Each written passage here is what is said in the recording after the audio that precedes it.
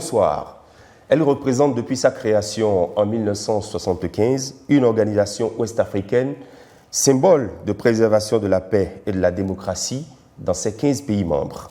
Pour répondre efficacement aux urgences, la CEDEAO s'est au fil des années dotée de nombre de moyens institutionnels et de mécanismes pour prévenir, gérer et régler les conflits, les crises dans la région. Bien malheureusement, certains de ces moyens sont mis à rude épreuve et l'organisation, elle autre, fait face au dérèglement des systèmes politiques et au recul de la gouvernance démocratique. On peut citer, entre autres, les velléités de maintien au pouvoir de certains chefs d'État, l'intrusion de l'armée dans les querelles politiques et par la suite des coups d'État. Une série de crises qui font le lit aux menaces et attaques terroristes que nous observons depuis un bon moment dans la sous-région. Des situations qui plombent un tant soit peu l'avenir de certains États, est-on tenté de dire. Et on en parle dans cet entretien avec notre invité, le général Francis Awagbe Béhanzin. Bonsoir. Bonsoir, cher Christian. Bienvenue dans cet entretien général. Ça vous fait 32 ans de service, 8 ans déjà à la retraite, mais pas de tout repos, puisque vous êtes sur plusieurs fronts.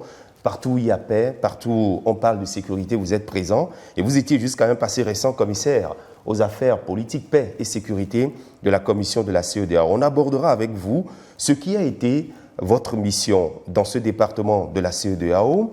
On parlera bien évidemment de l'actualité sur les enjeux sécuritaires de la sous-région ouest-africaine, les menaces, les attaques terroristes, les crises politiques et institutionnelles.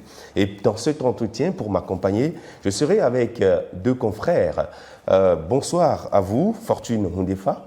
Bonsoir, Christian Dandédian. Vous êtes de la télévision TBC Bénin. Exactement. Merci d'être là. Et donc là-bas, Balo de Eden TV. Bonsoir. Bonsoir Christian, bonsoir à tous les téléspectateurs. Oui. Alors, cet entretien, nous démarrons avec la toute première question. Bonsoir mon général. Bonsoir, docteur. Alors, vous entendez les récriminations des peuples africains, notamment les peuples de l'Afrique de l'Ouest. La CEDEAO n'est pas pour ces peuples-là. La CEDEAO des peuples. La CEDEAO serait une institution au service des chefs d'État. Qu'est-ce que vous répondez à toutes ces récriminations? Merci beaucoup, docteur. Merci, Fortune. Bonsoir, général. Merci de venir pour qu'ensemble nous puissions nous entretenir sur les questions les plus récurrentes de la sous-région. La CEDEAO, c'est une communauté de 15 États de l'Afrique de l'Ouest, comme il a dit, fondée en 1975 avec une vision sur une intégration économique. La première vision de la CEDEAO, c'est la vision économique, mais par la suite, les chefs d'État ont compris qu'il faut vraiment s'intéresser au volet politique. Mais la CEDEAO n'est pas une CEDEAO des chefs d'État. Par rapport à la CEDEAO des peuples dont on parle souvent. C'est une vision, en fait. Et pour construire cette vision, il faut certains paramètres qui soient vraiment réunis. Mais pour que ces paramètres soient réunis, il faut que les chefs d'État soient à l'écoute de leur population. Je pense, pour l'expérience que j'ai pu avoir pendant 4 ans, 4 mois, à la tête du département chargé des affaires politiques, paix et sécurité, la volonté politique existe pour qu'on arrive à une CEDEAO des peuples.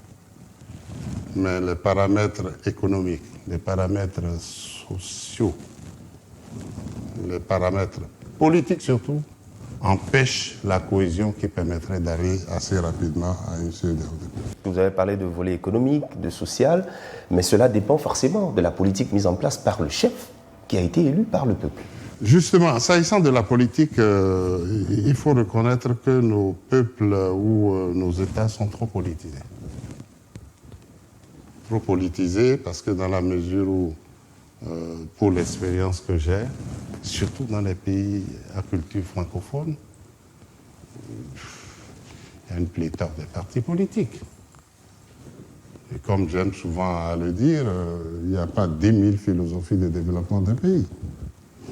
Il n'y a pas non plus 10 000 philosophies de développement. Si vous voulez, avec la progression de notre entretien, je pourrais vous démontrer que c'est surtout les pays francophones de l'Afrique de l'Ouest qui sont dans ce schéma de pléthore des partis. Faites-le en même temps. Je pense que comme nous abordons la question, vidons-la en même temps.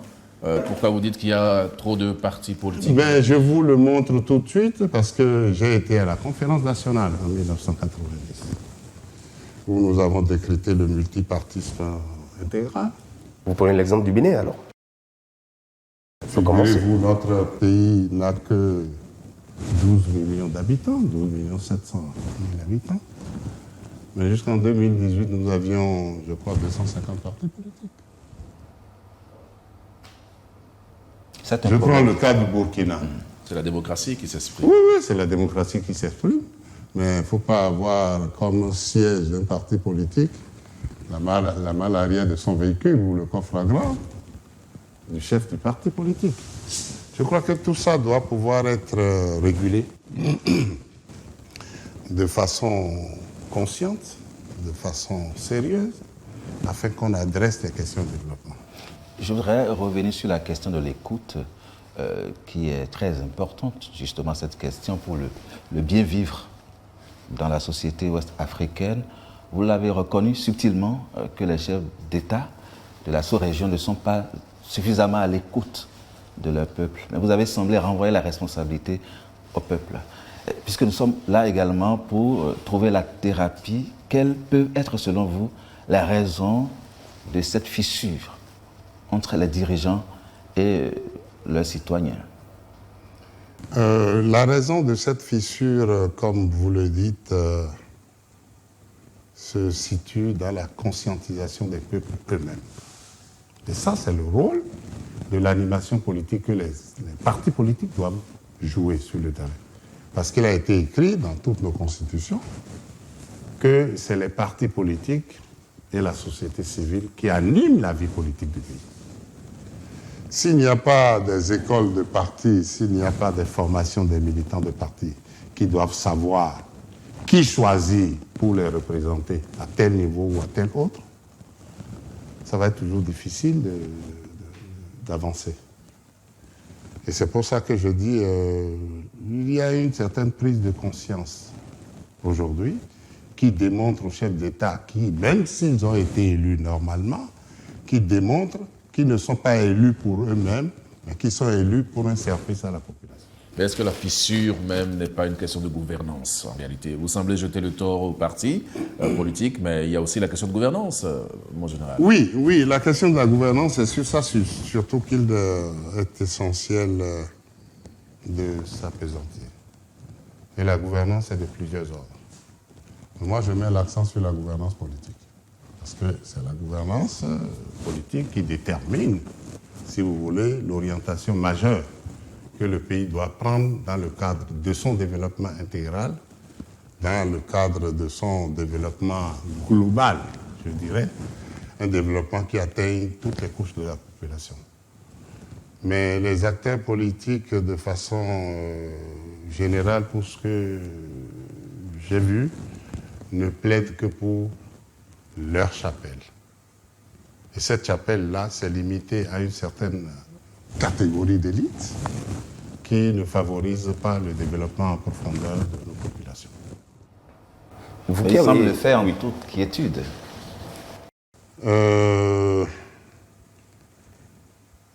Ils le font en toute quiétude, mais il faut pouvoir mettre fin à un moment donné. Par quel moyen? Les moyens, vous l'avez trouvé. Les moyens, la jeunesse est en train de les démontrer de façon progressive dans nos États. Des réactions, c'est ça? Les réactions, il y a des insurrections, il y a... Des coups d'État? Les coups d'État ne règlent pas le problème. C'est une solution. Ce n'est même pas une solution. Parce qu'il va être très difficile pour des hommes en tenue. Dans le monde, aujourd'hui, avec la gouvernance actuelle du monde, il va être très difficile pour le militaire, même si on lui donne 5 ans, voire 10 ans, de diriger un État. Qu'est-ce qui vous fait dire ça?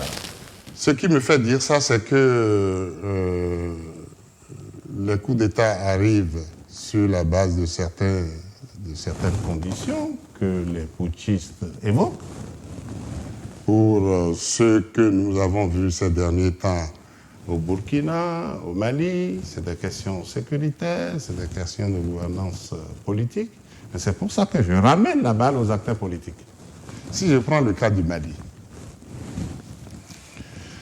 il n'y aurait pas eu ce coup d'État si les acteurs politiques se sont entendus. Parce que la situation s'est complètement détériorée au niveau du Mali. Et la CEDEAO, notre CEDEAO commune, est allée à la rescousse des acteurs politiques pour qu'une solution soit trouvée.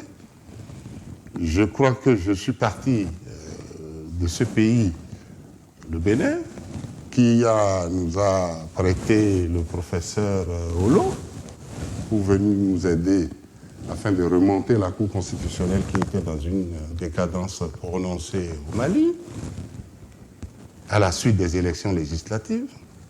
Cette Cour constitutionnelle a été remaniée sur la base des experts que nous avons recueillis de 3 pays, de 3 différents pays, dont le Bénin. La Cour constitutionnelle a été installée. Le médiateur qui a été désigné dans le cadre de cette crise malienne était sur le point de trouver une solution définitive, à savoir la Cour constitutionnelle installée. Il fallait, pour les acteurs politiques, se retrouver, c'est-à-dire la majorité présidentielle, l'opposition, mais dans le cadre du Mali, l'opposition radicale, se retrouver avec le chef de l'État pour décider de la mise en place d'un gouvernement consensuel, d'un gouvernement d'union nationale. Puisqu'à un moment donné, il avait remanié son gouvernement en mettant en place le portefeuille de souveraineté, les finances, l'intérieur, les affaires étrangères. Mais vous savez ce que l'opposition radicale nous a dit? Que si elle doit aller rencontrer le chef de l'État Ibeka, que c'est pour discuter des conditions de sa démission. Ce qui n'était pas acceptable, c'est ça? Ah bon? Ce qui n'était pas acceptable pour la CEDEAO. 48 heures après, le coup d'État était terminé. Oui, mais mon général... Je veux dire par là que si les acteurs politiques se sont entendus, en suivant les orientations de la médiation pour aller discuter avec le chef de l'État, qu'ils ont élu, il n'y a que quelque temps, même s'il a été mal élu, s'ils avaient accepté d'aller discuter avec lui des conditions de la mise en place d'un gouvernement d'union nationale, peut-être qu'un poste important aurait échu sur le cas du Mali. À l'opposition radicale. Je dis bien l'opposition radicale. Sur le cas du Mali, mon général, on va rapidement vider ce dossier. Sur le cas du Mali, les Maliens eux-mêmes disent qu'ils n'avaient pas de problème politique, qu'ils avaient un problème de sécurité. Le territoire était déjà à plus de 50% pris par les djihadistes et que les élections n'étaient pas le problème du Mali. La question de sécurité existait depuis 2012. Et par rapport à cela, la CEDEAO est allée à la rescousse du Mali. Les troupes de la CEDEAO ont été les premières à être projetées sur le terrain du Mali. Mais c'est dans le cadre de la gouvernance politique qui n'a pas pris en compte les autres volets de la gouvernance d'un pays, tel le volet sécuritaire, que la situation s'est détériorée de façon graduelle, progressive et importante dans le pays. La question de la sécurité dans les États, la question du terrorisme, parce que c'est de ça qu'il s'agit. C'est l'absence de l'État sur le territoire national qui est la question fondamentale. Et pour qu'il y ait la présence de l'État, il faut les moyens. Il faut une bonne répartition des richesses, des ressources du pays. Il faut une bonne implantation des casernes, des commissariats, des brigades, des dispensaires, des écoles, des marchés. Et dites-moi, je vous pose la question donc là, quels sont les partenaires qui donnent des moyens au Mali? Je n'ai pas la liste exhaustive des partenaires, mais nous avons tous suivi l'actualité. Mon général, des collègues pourront le confirmer. Le Mali a levé plusieurs milliards de francs CFA sur le marché pour financer justement son action. Et vous savez très bien que l'État malien, le gouvernement malien, bien qu'étant militaire, a des soutiens pour tenir sa politique économique. Soit. Et souhaitons que cela se règle dans le temps qu'ils se sont impartis. Moi, je suis un autre. Et pour la question du Mali, posez-moi bien la question, je vous répondrai très bien. Voilà. Sur la question du Mali, de façon précise et par rapport à cette crise multidimensionnelle, disons-le, il y a des partenaires qui n'ont pas joué franc jeu. Parce qu'en réalité, nos armées ne sont pas des armées incapables d'affronter l'ennemi. Mais nos armées ont besoin de vecteurs aériens importants pour voir ce qui se passe au sol. De la logistique. Pardon? De la logistique. De la logistique. Un.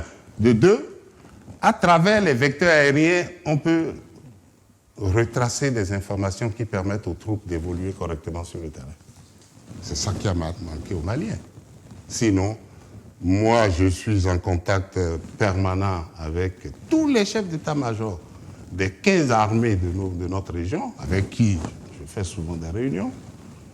Ce n'est pas la capacité opérationnelle qui manque. Mais quand vous n'avez pas les renseignements qu'il faut, que vous tombez dans une embuscade, alors que des vecteurs aériens auraient pu permettre de savoir que, voilà, il y a des mouvements insolites de troupes qui ne sont pas forcément des troupes amies, qui est en train de circuler ou qui est en train d'opérer sur le terrain. C'est tout le problème. Mais justement, je le vois. Il y a La France. Peut-être, pourquoi pas. Pourquoi peut-être? Rassurez-nous. Puisque la Russie est intervenue, ça veut dire qu'il y a eu faille Écoutez, quelque ils ne part. sont pas seuls sur le terrain.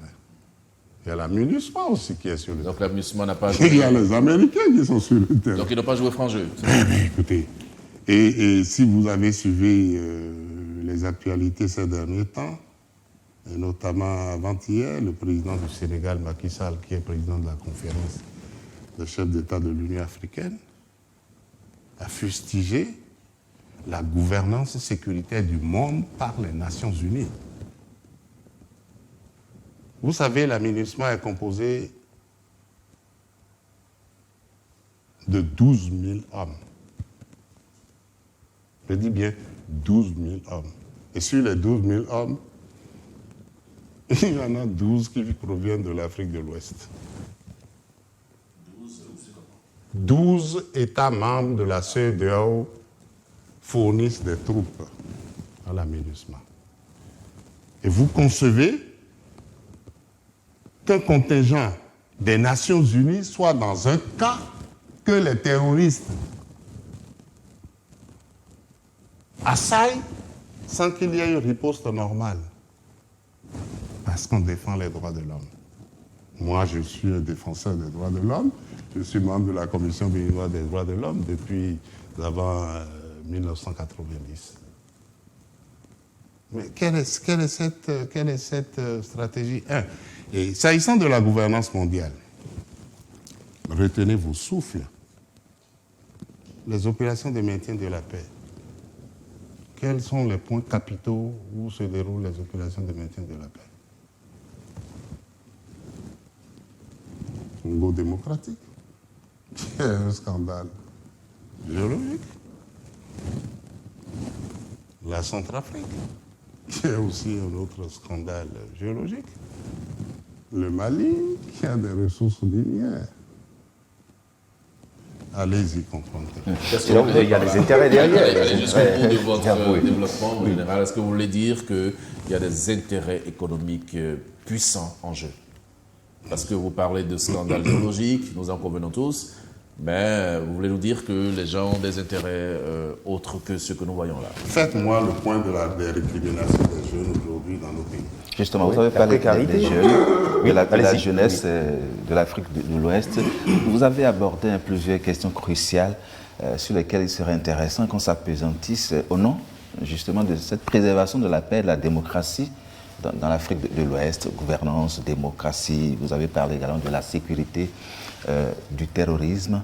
Je voudrais, puisque vous avez évoqué là la question de la dynamique dans laquelle se trouveraient les jeunes de l'Afrique de l'Ouest, pour faire prendre conscience aux chefs d'État qu'ils doivent composer avec leur peuple.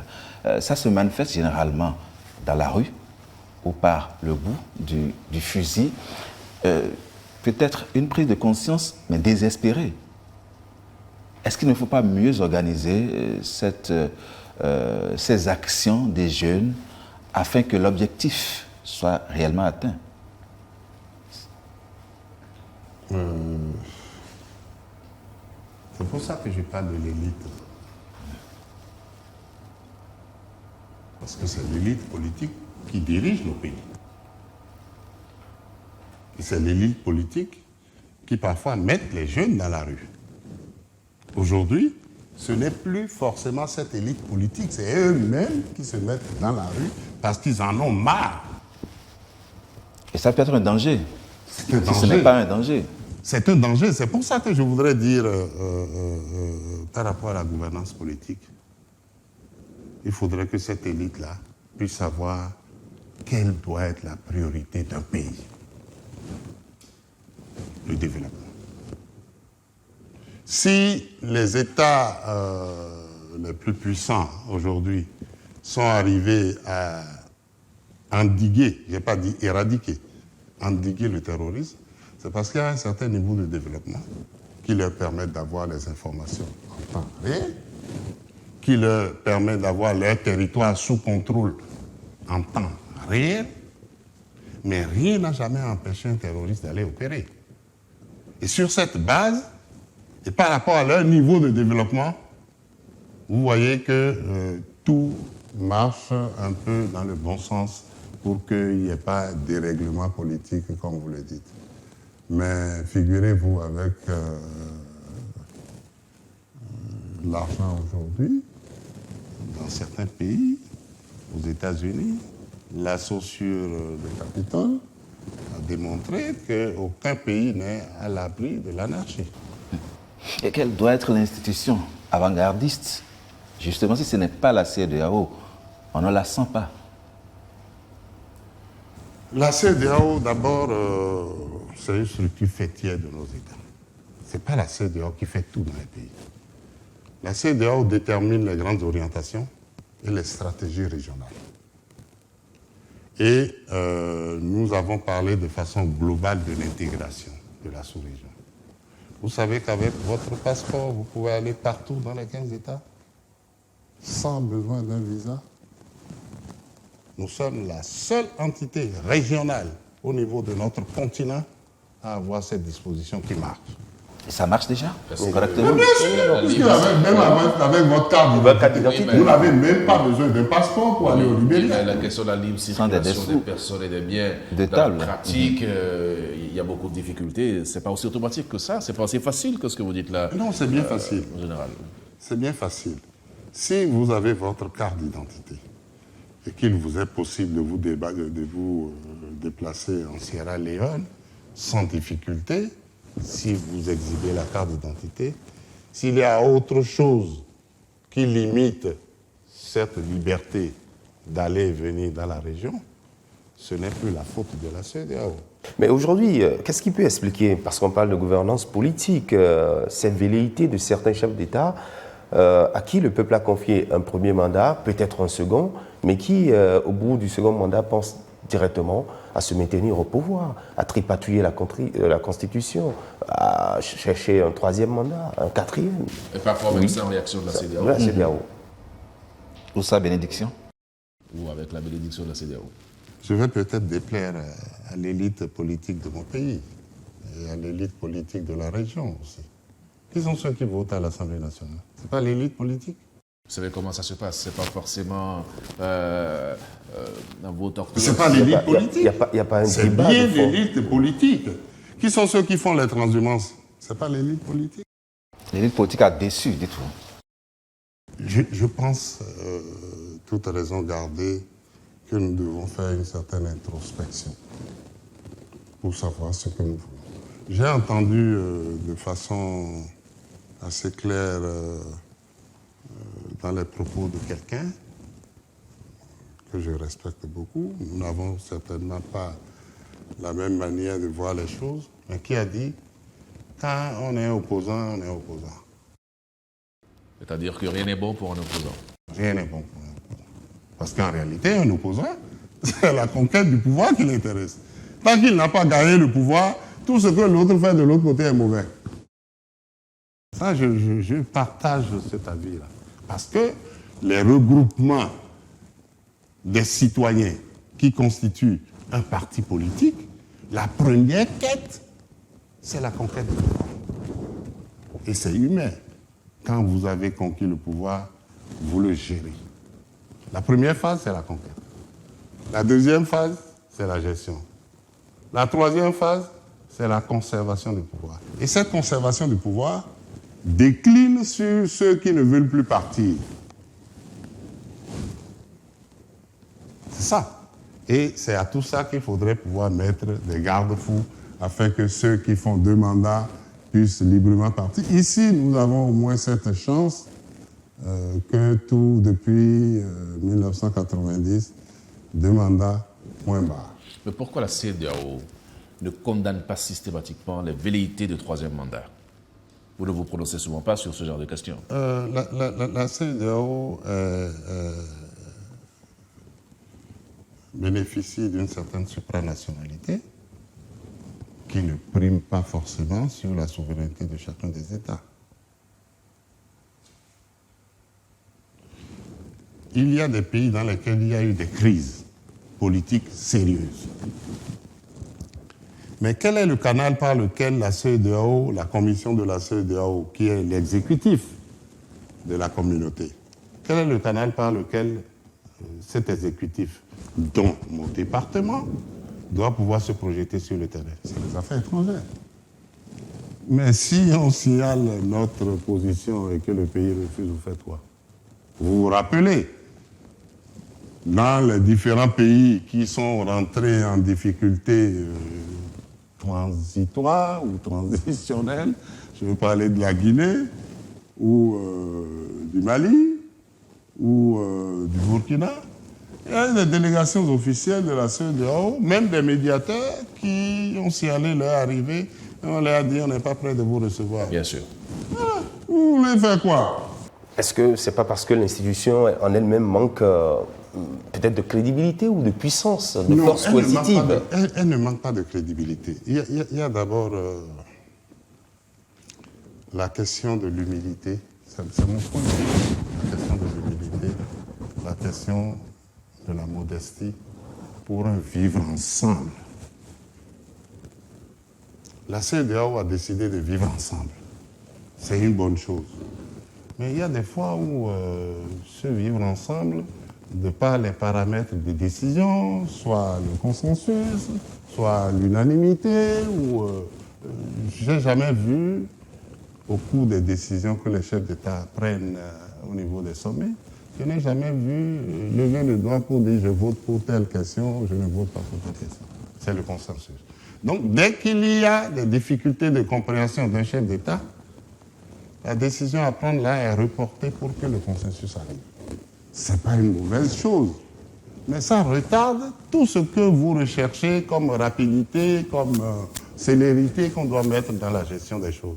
Je sais que nous avons beaucoup de difficultés, mais le souverainisme de chacun de nos États nous limite. C'est pour ça que vous agissez ou vous réagissez des fois tard. Vous venez un peu comme le médecin après Sapeur-pompier.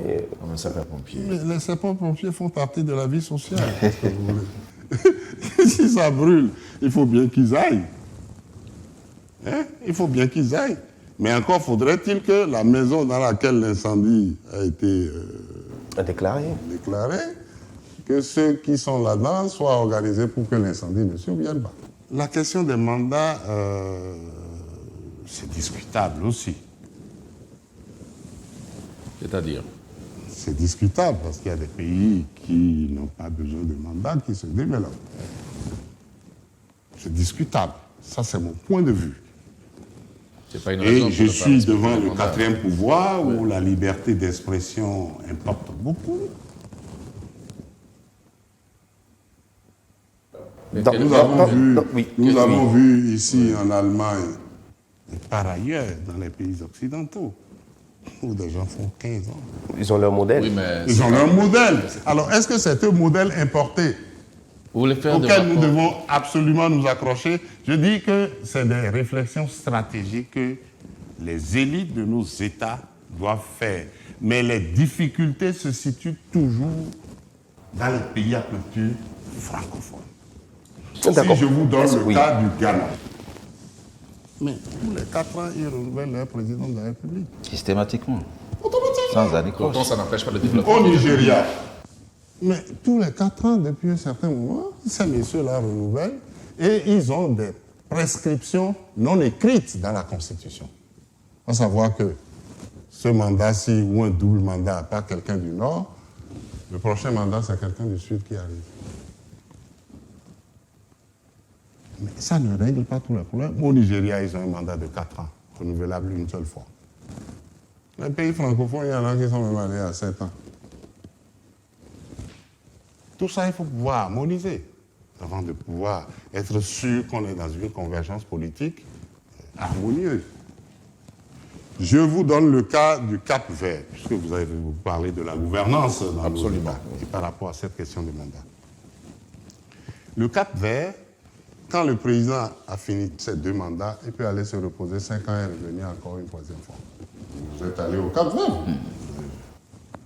Ils disent que c'est ça qui nous plaît.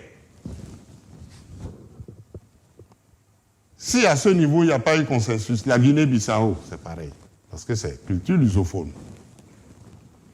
Le Ghana a 4 ans, le Bénin a 5 ans. Il y a d'autres pays qui ont monté ça à 6 ans ou à 7 ans. Il faut pouvoir régler tout ça pour que la région soit dans une harmonie de convergence constitutionnelle qui permette qu'on accentue les questions de limitation du mandat. On va évoluer avec le volet sécuritaire.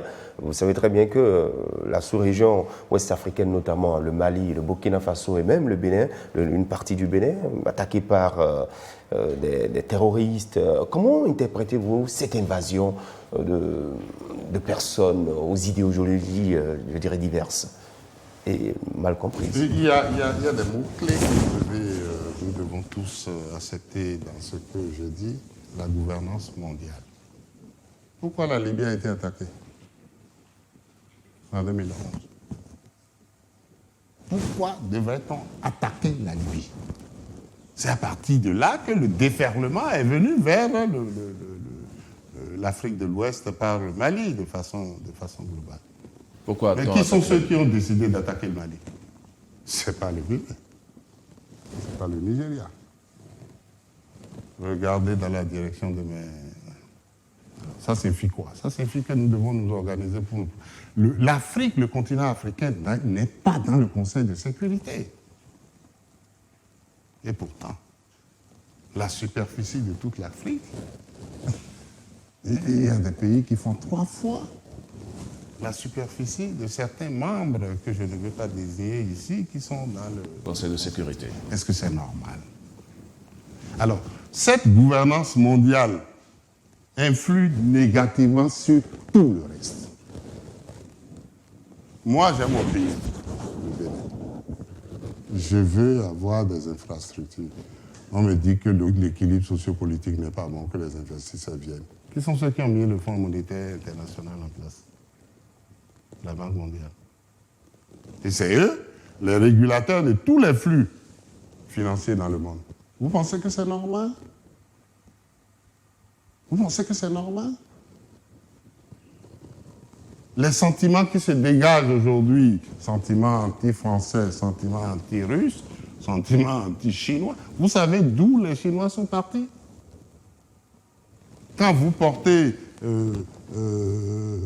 quelque chose made in China, il y a 10 ans, il y a 20 ans, on vous dit que c'est du paillot. Aujourd'hui, toutes les boutiques américaines ne vendent que les produits chinois. Mais même en Chine, les produits ne sont pas de bonne qualité. Vous savez très bien que cela dépend de votre bourse et tout ça. C'est ça. Ça signifie quoi? Là où je voulais conclure sur cette question, il y a lieu qu'on s'organise. L'Afrique. Comment? Et je le dis tout le temps. Si vous êtes un être social, dans un milieu social d'organisme, donné, et que vous n'êtes pas organisé, vous êtes mort. La question c'est comment. Nous avons des institutions sous-régionales, nous avons l'institution fêtière, l'Union africaine. Toutes ces institutions ont des organisations. Comment? Qu'est-ce qui ne va pas? Qu'il faut-il corriger? Je vais vous donner des exemples de grande banalité. Pourquoi l'autre est riche et vous n'êtes pas riche? Tout le monde ne peut pas être riche.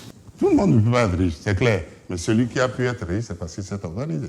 Il y en a qui se sont organisés mais qui n'ont pas pu être riches. Pardon? Il y en a qui se sont organisés, qui ont travaillé, qui se lèvent chaque jour, tôt le matin, travaillent, mais qui ne sont pas riches. Si vous voyez bien, il doit y avoir des automatismes qui manquent. Donc, l'Union africaine, la CEDEAO, s'organise mal pour le moment. Si vous regardez très bien, vous allez constater qu'il y a des automatismes qui manquent. Parce que l'iPad qui est devant moi, là, ça a été conçu par quelqu'un. Vous pensez qu'il a 4 yeux? Il n'a que 2 yeux. Il n'a que 2 oreilles. Et peut-être la même cervelle. Mais lui, il développe au-delà de 12% la capacité de fonctionnement de son cerveau. C'est l'organisation. Sur la question de l'organisation, oui. Justement sur ça. Je n'ai pas envie de dire certaines choses ici, mais il y a des choses qui sautent quand même à l'œil. Il y a une certaine fierté qui se sent quand même aujourd'hui dans le Bénin. Hein? Qu'est-ce qui nous amène à ça? Nous avons déjà commencé par exploiter notre pétrole? Non. Nous n'avons pas commencé par exploiter notre pétrole. Si nous en avons. Il paraît que nous avons de l'or dans le nord. Ça peut être une raison de l'invasion terroriste. Mais l'organisation avec le peu de moyens peut vous permettre d'aller loin. Sur la question, certains disent l'Afrique ne peut pas vivre en vase clos, il faut s'ouvrir sur le monde. D'autres disent par contre, il faut qu'on apprenne à nous organiser à l'interne, quitte à vivre en vase clos et à consommer tout ce que nous produisons. Quelle est votre position sur la question? Qu'est-ce que nous produisons? Ce que nous consommons. Qu'est-ce que nous produisons? Le Sénégal, pour être dans ma région, est un gros mangeur de riz. Mais ils importent 80% de leur riz.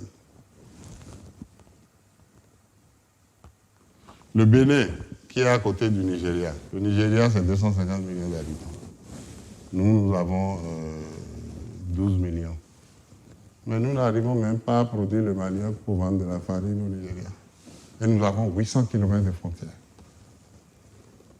Pour produire le manioc et le vendre au Nigeria, il faut s'organiser. Il faut avoir de la méthode. Alors, mon général Francis Béanzin Awagbe, je le dis clairement comme ça, entre 2018 et 2022, la CEDEAO a observé les élections dans tous ses pays membres, à l'exception du Libéria, qui a organisé son élection présidentielle en 2017. Alors, au total, 186 experts qui ont été déployés pour la mission d'observation à long terme, 1500 observateurs à court terme mobilisés pour suivre le déroulement des scrutins, une vingtaine d'élections présidentielles et législatives observées en 4 ans. Alors, puisque nous parlons du Bénin, justement, il y a un reproche qui vous a été fait en 2019, c'est l'occasion de répondre à la question, vous ne vous êtes jamais prononcé là-dessus. L'opposition béninoise, en 2019, vous a fait le reproche d'avoir tronqué le rapport de la situation dans le pays par rapport aux élections et donc d'avoir favorisé un camp, le camp présidentiel. Qu'est-ce que vous répondez concrètement? Je regarde droit dans les yeux de tous les Béninois, et surtout de l'élite politique. En 2019, j'étais de la délégation qui est venue ici, au Bénin, pour rencontrer le chef de l'État sur la situation sociopolitique qui tanguait. Moi, j'ai reçu à Abuja les opposants. Il y en a qui sont aujourd'hui en exil, ce n'est pas une bonne chose, parce qu'il faut que tout le monde soit là. Mais c'est quand la délégation de la CEDEAO est arrivée que le chef de l'État a reçu le bureau de l'Assemblée nationale. Vous vous rappelez, en 2019. C'est sur les conseils de la CEDEAO. Mais le Bénin gère ses difficultés en fonction de ses impératifs. On ne vient pas pour remplacer un chef d'État. On ne vient pas pour remplacer un chef d'État. Qui sont ceux qui votent les lois? C'est les députés. Qui sont les députés? Ils ne sont pas des Zimbabwéens, comme j'ai l'habitude de dire. C'est des Béninois. Donc, il faut regarder et avoir sa propre introspection pour conclure sur certains faits importants. Les élections de 2019, c'est bien dommage que cela se soit passé comme ça a été le cas. Mais quand les opposants sont venus à Abuja et que je les ai reçus dans mon bureau, je leur ai demandé de faire un mémo. Je n'ai jamais reçu de mémo jusqu'à mon départ. Ils ne vous ont pas fait. Mais écoutez, si vous voulez, je vais vous citer des noms. Voulez-vous que je vous cite des noms? Ben oui, c'est la transparence. Je ne citerai pas. Alors, ben pourquoi alors vous avoir mis de l'eau à la bouche, au général? Parce qu'ils disent que vous auriez dit que l'opposition a refusé de participer aux élections. Non. Mais c'est ici, quelque part ici à Cotonou, que nous avons reçu toutes les tendances confondues, y compris la jeunesse, la société civile, les partis politiques de quelque bord qui ce soit. C'est bien dans ce pays que ça a été fait. Quand notre délégation est venue. Mais quel a pu être le consensus entre le chef de l'État, qui est le premier magistrat de la nation, avec les membres du bureau de l'Assemblée nationale? Et aujourd'hui, où en sommes-nous? Comme dirait Kérékou. C'est pour ça que je vous ai dit tantôt, je préfère bien le comportement d'un chef de parti qui dit « Je suis dans l'opposition, je reste dans l'opposition, tout ce que l'autre fait est mauvais. » Parce qu'il veut conquérir le pouvoir. Quand il aura conquis le pouvoir, il va l'exercer à sa manière. Quand il aura fini d'exercer à sa manière, il cherchera à le conserver. D'accord. N'oubliez jamais ça. 3 phases dans le pouvoir. La conquête, la gestion et l'instinct de conservation. Ça, c'est dans le monde entier. D'accord. La CEDEAO avec vous, c'est fini. Quand vous écoutez, vous avez quelques petits gestes d'acteurs politiques. Est-ce que c'est la sortie? Vous voulez faire une carrière politique ou bien qu'est-ce que vous devenez après la CEDEAO? Tout cadre de l'État est d'abord un acteur politique. Carrément. Prenez toutes les structures de l'État. J'ai changé avec un ministre dans les années 2000. Il me dit que tous les postes techniques sont des postes politiques. Parce qu'on vous y met pour que vous puissiez développer une certaine politique pour avancer dans la performance de l'administration du pays. J'ai été à plusieurs fois coopté par des regroupements politiques dans ma région de naissance que j'ai dirigé en tant que facilitateur. Rien ne m'empêche de rentrer dans la politique, mais si je rentre dans la politique aujourd'hui, c'est pour dire qu'il faut que nous allions obligatoirement au développement. Sans le développement, vous ne pouvez avoir la paix nulle part, je vous dis bien. Vous tirez donc le son de c'est clair, c'est net. Oui. Moi, j'ai parcouru les 15 États et je vous dis qu'en dehors des capitales, à 5 km au-delà des capitales, la précarité est très, très profonde. Et ces jeunes, tous les jours, ils voient les grosses 4x4 traverser leur contrée et beaucoup d'autres choses. Et le moment venu, on les instrumentalise pour les offrir comme des chairs à canon en face des forces de l'ordre. Faites-moi le point, là, dans notre sous-région. Combien de leaders politiques ont été tués dans une manifestation? Faites-moi le point. Je vous dis, bon, c'est un leader politique, même opposant radical, dans tel pays, il a été tué sous les balles des forces de l'ordre pendant une manifestation. C'est les 500 francs, les 1000 francs qu'ils distribuent aux jeunes, là. C'est pour ça que je parle de la conscientisation des jeunes et aussi de la méthode pour arriver à faire accepter vraiment ce que le peuple veut. Maintenant, vous êtes libre, vous pouvez vous engager politiquement. Je souhaite que les partis politiques me fassent la cour s'ils ont confiance en ma compétence. Vous n'allez pas refuser. Si la ligne du parti me convient par rapport à ce que j'ai vu, par rapport à mes expériences, je vais aller avec ce parti. La course est ouverte. Ben voilà. Vous êtes quand même un général à la retraite, je l'avais annoncé tantôt. Vous avez été sur plusieurs fronts. Est-ce que ça ne vous manque pas, depuis que vous avez pris votre repli, votre retraite de l'armée? D'abord, un officier général n'est jamais à la retraite.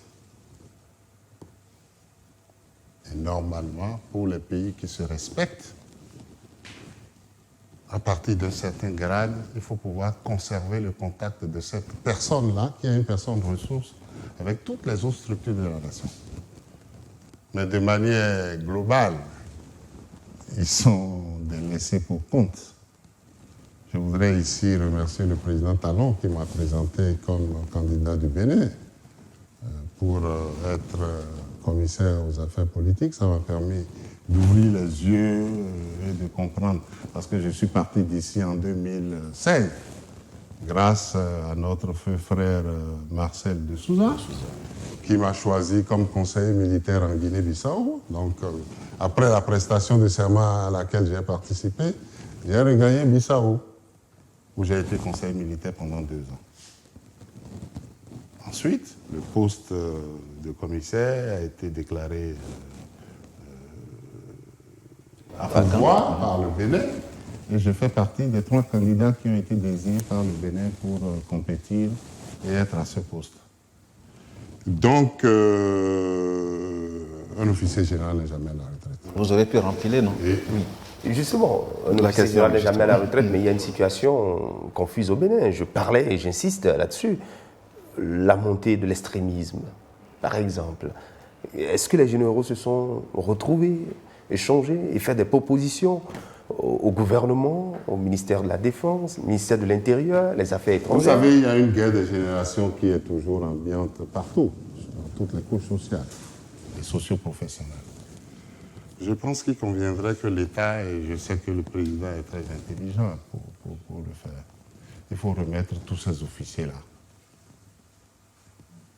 Non pas les reprendre pour leur donner du boulot en lieu et place des jeunes, mais les considérer, leur donner un peu de considération. Je puis vous dire que le Bénin est le seul pays dans la sous-région où aucun officier général ou supérieur n'est pas ambassadeur. Or, chaque officier général dans sa contrée est une mine de renseignements par rapport aux observations électorales. Il y a dans nos États, la plupart de nos États, et ça aussi c'est une convergence normative à laquelle nous sommes arrivés, dans le cadre de la convergence constitutionnelle, il y a des organes qui sont chargés du déroulement des élections, ou des institutions chargées de l'organisation des élections. 1. De 2, il y a des institutions qui sont chargées d'étudier le contentieux électoral et le vider. Et avant la fin de mon mandat, vous vous rappelez ici, au 30e anniversaire de l'existence de la Cour constitutionnelle du Bénin, nous avons pu réunir les commissions électorales autonomes de nos 15 États, plus les cours constitutionnels de nos 15 États, pour se retrouver ici et harmoniser leur point de vue sur quoi faire, quoi ne pas faire pour que les élections se fassent de façon paisible. Maintenant, quand la CEDEAO se déploie dans les États, ce n'est pas pour juger de la validité des élections. C'est pour dire que, oui, le vote a commencé à 8 heures, tous les candidats ont leur bulletin sur la table, les membres du bureau de vote sont là, il y avait des urnes transparentes, ou s'il n'y a pas d'urne transparente, comme c'est le cas en Gambie, ils ont un système particulier, là, de billes, mais avec une transparence extraordinaire. nous ne relayons que ce que nous avons vu avant la campagne électorale, le déroulement de la campagne électorale et ensuite le déroulement du scrutin avec le report des résultats. Je voudrais dire sur la question du terrorisme que la CEDEAO, dans la commission de laquelle je suis resté pendant 4 ans, a élaboré quand même un plan d'action de lutte contre le terrorisme. Et là encore, je reviens à la question de la gouvernance mondiale. Nous n'avons besoin que de 2 milliards 300 millions de dollars pour implémenter les 8 axes prioritaires, à savoir l'équipement, le développement des renseignements, la sécurisation des frontières, le contrôle des produits à usage multiple, le blanchiment, la communication, le retour de l'État, si vous voulez. Nous n'avons besoin que de 2 milliards 300 millions de dollars. Et la CEDEAO n'a pas pu mobiliser ça? On n'a pas pu mobiliser. Et avec la guerre de l'Ukraine, les États-Unis ont déjà débloqué près de 50 milliards de dollars. C'est normal, ça? Je suis sûr que les acteurs politiques m'en voudront pour ce que j'ai dit par rapport à la gouvernance politique. J'insiste pour dire que c'est par là que ça commence. Si la gouvernance politique est assainie, tout le reste va suivre. Et il faudrait que cette gouvernance politique-là soit assainie. Parce que j'ai été au cœur de l'application des instructions des chefs d'État relatives à la révision du protocole additionnel. Mais je sais ce que j'ai entendu ici et là. Merci à vous, Général Francis Saragoué-Benzin, pour cet entretien que vous nous accordez sur la situation, je dirais, politique, sécuritaire dans la sous-région et les portes de sortie pour permettre à nos différents États de pratiquer la démocratie comme on le pense et d'aller véritablement au développement.